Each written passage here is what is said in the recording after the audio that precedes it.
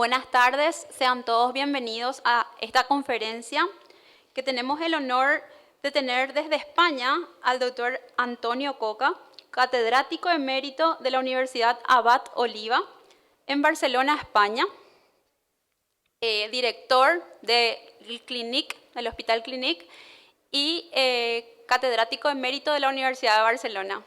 Sea bienvenido, doctor.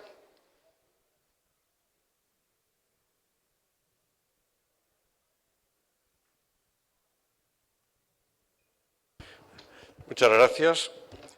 Vamos a iniciar esta conferencia que lleva por título La hipertensión arterial en los tiempos de las múltiples guías.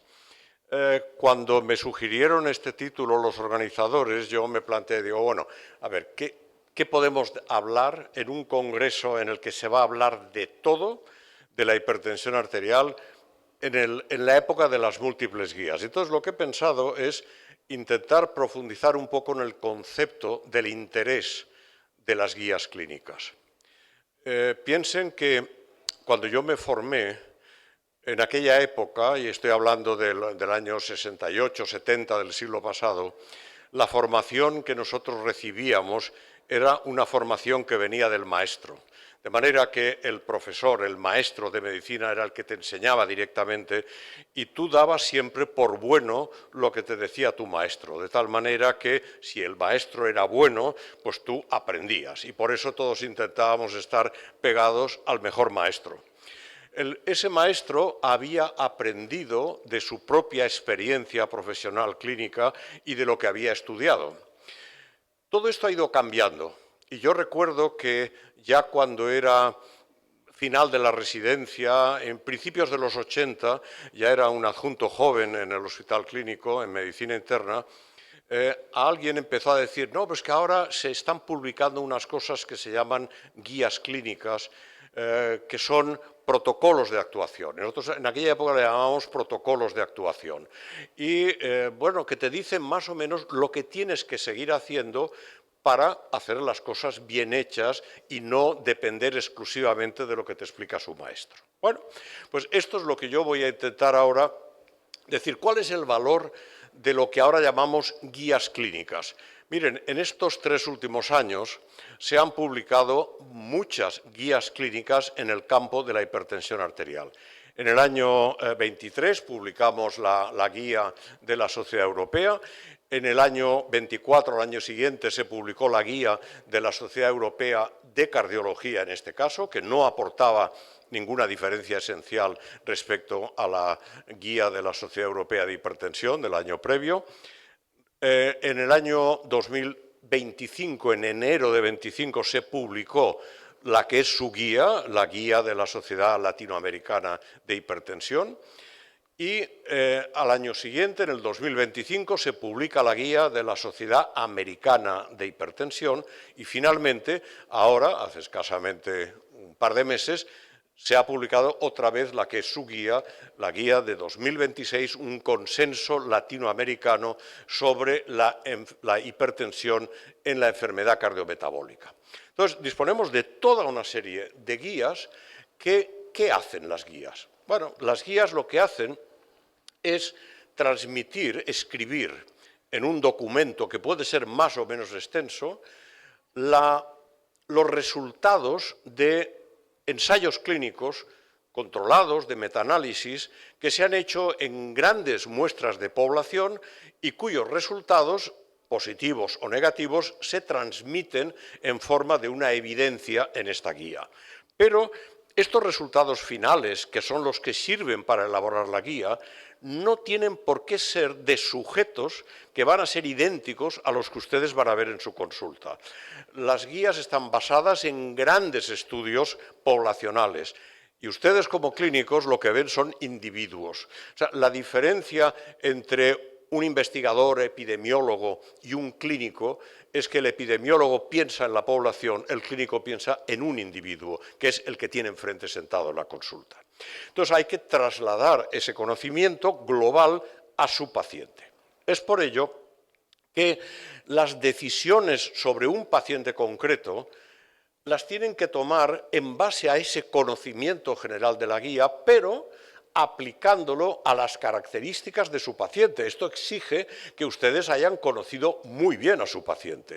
Es decir, si ustedes tienen un paciente hipertenso en la consulta y lo único que saben de él es que tiene la presión elevada, no vamos bien.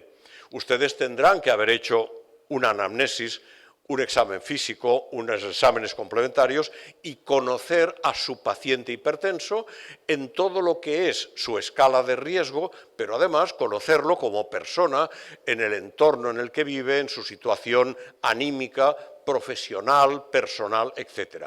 Y en base a todo esto y con el consentimiento del paciente, ustedes tienen que tomar una decisión. Esa es la utilidad de las guías. Pero nos planteamos toda una serie de preguntas.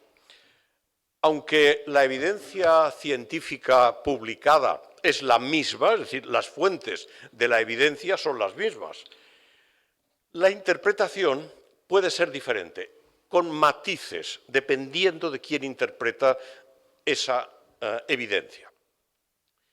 Priorizar, por ejemplo, y enfatizar algunos aspectos, al tiempo que minimizar otros de determinados estudios, puede conducir a grupos de escritores de guías a conclusiones distintas. No radicalmente distintas, pero sí con matices diferenciales. ¿Puede este hecho ser determinante de que las recomendaciones de las guías difieran en unas a otras de una forma relevante, esencial? ¿Puede la redacción y el modo de presentación de las recomendaciones llevar a confusión a los clínicos que las van a aplicar? Es decir, ¿el redactado y la presentación de una guía clínica tiene importancia para evitar malinterpretaciones por parte de los clínicos? ¿Puede este hecho ser a su vez relevante, el que no se entienda bien lo que se está leyendo, de los resultados de salud de la población de hipertensos en distintas regiones? Es decir, si ustedes aplican los resultados de una guía de Estados Unidos a su población, a su paciente que pertenece a otro entorno poblacional, ¿puede ser eso relevante para que ustedes no consigan los resultados de salud que debieran?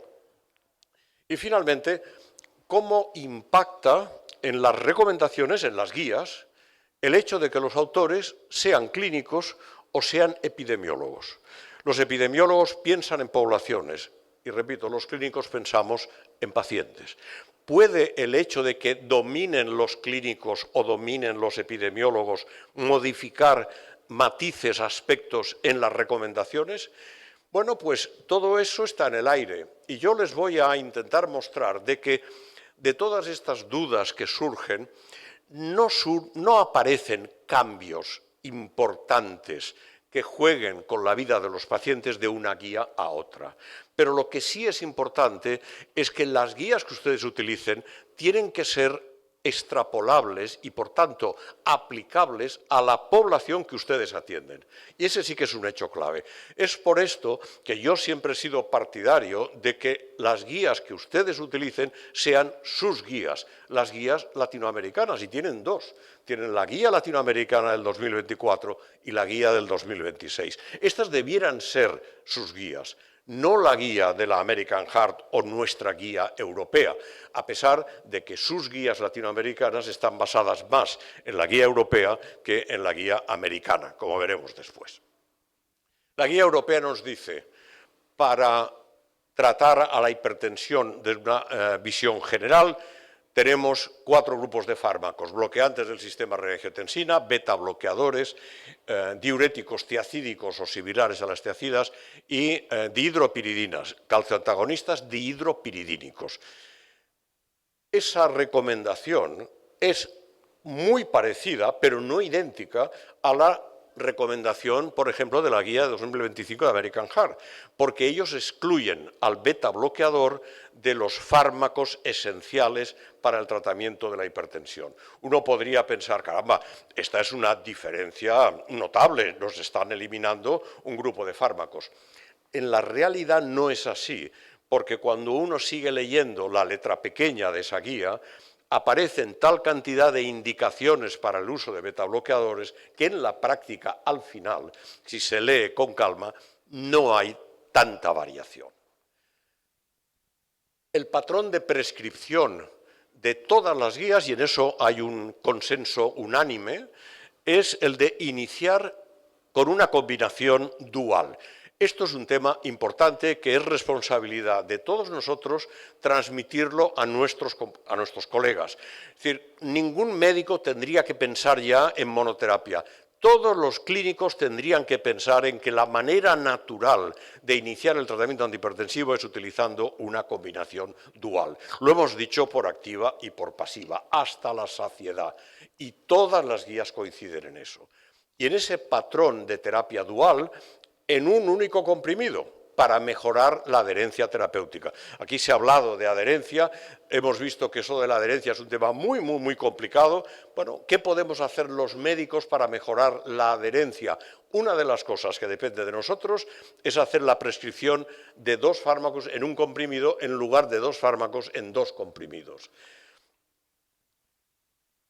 Cuando comparamos las recomendaciones de las guías latinoamericanas y europeas con las americanas, en el fondo no hay tanta diferencia. ¿Dónde está el matiz? Si ustedes se fijan en la parte de abajo de esta diapositiva, la parte de arriba es la misma. Tratar con dos fármacos antihipertensivos en un único comprimido. ¿Dónde está el matiz? Abajo dice, en adultos con hipertensión estadio 1, es razonable tratar con un único comprimido. Pero claro, ¿qué es eso de la hipertensión estadio 1? No es la nuestra, porque ellos modificaron los puntos de corte de la hipertensión. Y para un norteamericano la hipertensión en estadio 1 es lo que para nosotros es la presión normal alta, o lo que aquí en Latinoamérica durante muchos años se ha llamado prehipertensión. Luego, para la prehipertensión, más o menos estamos todos de acuerdo en hacer lo mismo. Fíjense que estos matices pueden confundir al médico clínico que lo lea.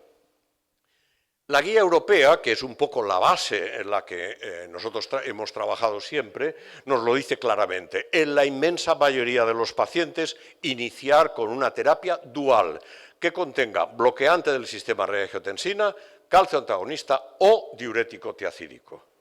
Dependiendo del perfil del paciente, si es un paciente metabólico, mejor utilizar como asociado el calcio antagonista. Si el paciente es un paciente con exceso de volumen, mejor iniciar con un tratamiento diurético o similar a las tiazidas. Los beta bloqueadores se deben utilizar en cualquier momento siempre que exista una indicación. Y las indicaciones, muchos de ustedes son cardiólogos, internistas, las conocen perfectamente y no me voy a entretener en eso. Montones de indicaciones, todo lo que es la enfermedad del corazón, arritmias. Incluso en individuos jóvenes, aparentemente sanos, hipertensos discretos, con hiperactividad simpática porque tienen taquicardia sinusal, los beta bloqueadores serían fármacos de elección para ese tipo de pacientes. Si no funciona la terapia dual, la guía europea de 2023 nos dice aumentemos las dosis. Y si aumentando las dosis no lo conseguimos, triple terapia. Si con la triple terapia a las dosis máximas toleradas no se consigue normalizar, por tanto controlar la presión arterial, hablaremos de hipertensión resistente o hipertensión, algunos llaman refractaria. A mí personalmente, pero bueno, eso es predicar en el desierto, nunca me gustó la palabra ni refractaria ni resistente. A mí siempre me gustaba utilizar hipertensión de difícil control, porque no hay resistencias naturales a ningún fármaco, ni refractariedades al uso de los fármacos. En realidad lo que hay es dificultades para reducir la presión. Es igual, ya no voy a perder más años de mi vida intentando convencer y predicar en el desierto. Todo el mundo asume el concepto de hipertensión resistente. Pues bien, la monoterapia ha aparecido arriba a la derecha en un cuadrito pequeñito, de alguna manera queriendo enfatizar que eso es la excepción. lo normal es tratar con una terapia de combinación. Y esto hay que metérselo en todos los lóbulos, no basta metérselo en los frontales, en todos, hasta el occipucio. Tiene que llegar la idea de la combinación dual. Con esto es la base de lo que es el tratamiento hoy de la hipertensión arterial. La guía latinoamericana, que es la que ustedes tienen que aplicar, nos dice lo mismo. Utiliza otro esquema, pero dice exactamente lo mismo. Con independencia del grado, para cualquier individuo con riesgo elevado, el tratamiento inicial siempre será una terapia dual de combinación, igual que en la europea. Solamente en los individuos de muy bajo riesgo y muy poca presión nos podemos permitir iniciar durante unos meses aproximación no farmacológica. Todos sabemos que esto está destinado al fracaso. O sea, prácticamente ningún paciente es capaz de perder peso, de aumentar el ejercicio, de tal, normalizar la presión con cambios de estilo de vida. Eso es milagroso y, por tanto, lo lógico es empezar con cambios de estilo de vida y, además, una terapia a dosis muy bajas de terapia de combinación, en el bajo riesgo. En el alto riesgo, ¿dónde está la diferencia de matiz de la guía latinoamericana respecto a la europea? Bueno, pues el matiz está en que si con esta inicial combinación dual a dosis bajas no conseguimos normalizar la presión, el paso siguiente no va a ser aumentar la dosis, sino que el paso siguiente depende de la tolerabilidad del tratamiento. Si el tratamiento se tolera y no hay ningún efecto secundario, podemos aumentar la dosis, porque sabremos que tendremos más eficacia y, de momento, sin efecto secundario. Pero ahora imagínense que ustedes han empezado combinando un ARA2 con un calcio antagonista y el paciente se queja de que tiene un discreto edema maleolar, lo cual es relativamente común en el uso de las dihidropiridinas. ¿Qué sentido tiene aumentar la dosis? Ninguno, porque le aumentaremos más el edema maleolar y, por tanto, el paciente se hará menos adherente. Diga, oiga, doctor, es que esto me hincha mucho los pies. Lo lógico, si ocurre esto, es pasar directamente a una triple terapia a dosis bajas, porque con la triple terapia a dosis bajas ustedes serán más efectivos reduciendo la presión y no van a aumentar el efecto secundario. De aquí pasamos a el betabloqueador, por supuesto, igual que en Europa, en cualquier momento si está indicado, y de aquí pasamos a la triple terapia a las dosis máximas toleradas. Y, al igual, si esto no normaliza la presión, entramos en ese concepto de la hipertensión resistente aparente. Bueno,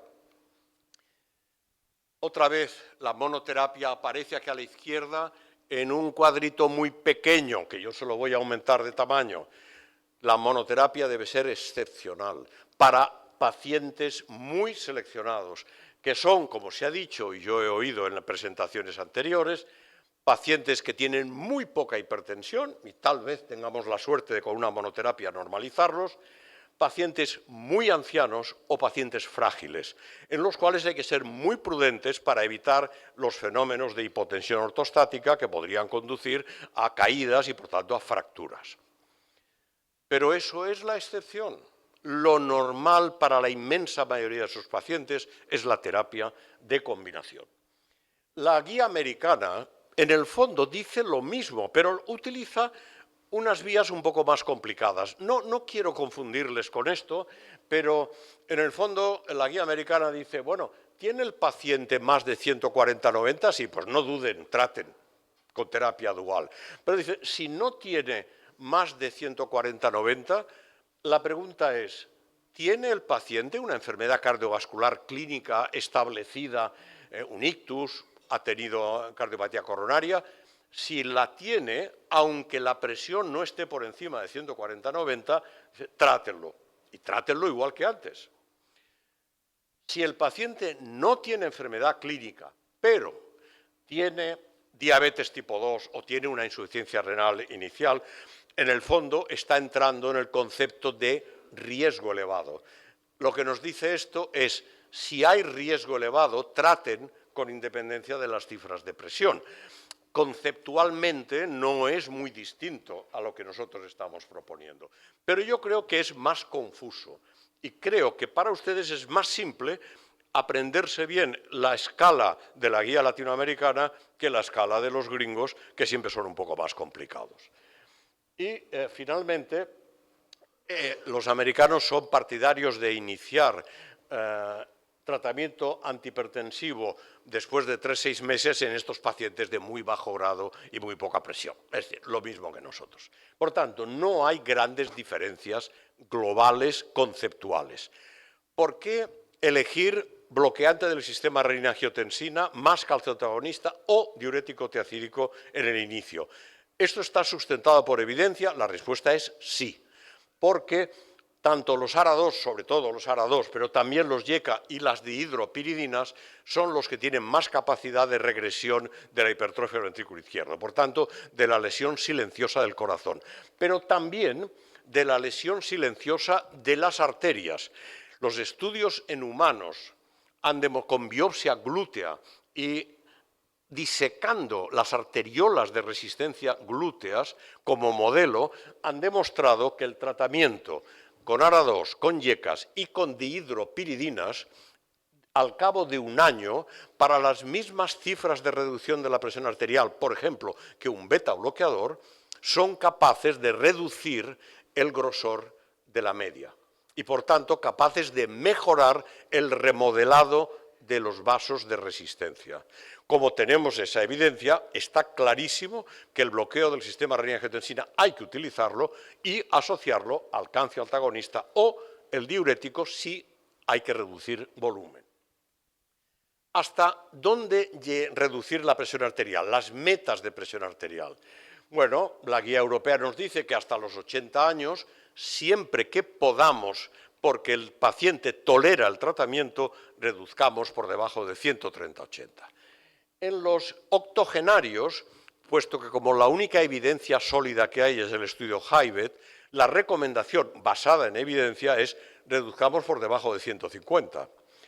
Pero tenemos otros datos posteriores al HIVET, estudio SPRINT, estudio STEP, que aquí se ha hablado mucho de ellos, que nos están diciendo que, cuidado, si el paciente octogenario es robusto y está en muy buenas condiciones, un octogenario que juega a los 18 hoyos de golf sin necesidad de subirte al carrito eléctrico y dándole a los palos y caminando los 11 kilómetros, este octogenario puede ser considerado como un individuo de tratamiento como los de edad media. Por tanto, personalizar la toma de decisión en los octogenarios.